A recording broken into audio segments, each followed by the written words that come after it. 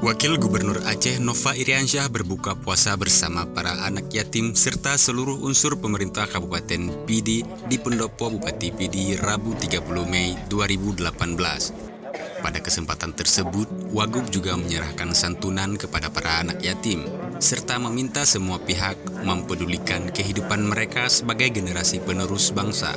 Kegiatan ini merupakan rangkaian kunjungan safari Ramadan Wakil Gubernur ke sejumlah kabupaten kota di Aceh. Safari Ramadan ini dilakukan demi membangun komunikasi yang kuat antara pemerintah provinsi dengan pemerintah kabupaten kota. Setelah melakukan buka puasa bersama, Wakil Gubernur kemudian melanjutkan dengan selawat Setelah melakukan buka puasa bersama, Wakil Gubernur kemudian melanjutkan dengan sholat tarawih bersama di Masjid Al-Falah Kota Sigli. Dalam ceramah singkatnya, Wakil Gubernur mengajak seluruh masyarakat untuk memanfaatkan bulan suci Ramadan dengan meningkatkan amal ibadah demi mendekatkan diri kepada Allah. Wagub menjelaskan, fase pertama yaitu fase rahmah sudah dilalui dan saat ini segera menuju fase terakhir, yaitu fase itqum minan nar atau penjauhan dari api neraka.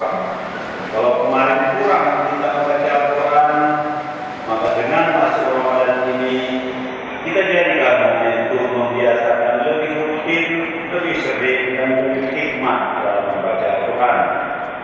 Kalau di bulan selain Ramadan kita jarang sekali sholat malam, bulan Ramadan ini kita jadikan titik awal untuk menekuni sholat malam.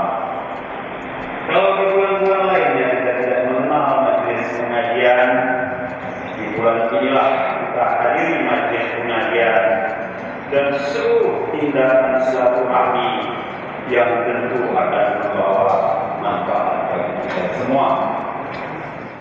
Wagub juga mengutip dua hadis yang diriwayatkan Imam Bukhari dan Muslim yang menjelaskan keampunan bagi Muslim yang beribadah di bulan Ramadan. Wagub juga mengajak masyarakat untuk mengoptimalkan sisa waktu di bulan Ramadan yang tinggal sekitar 15 hari lagi dengan meningkatkan amal ibadah.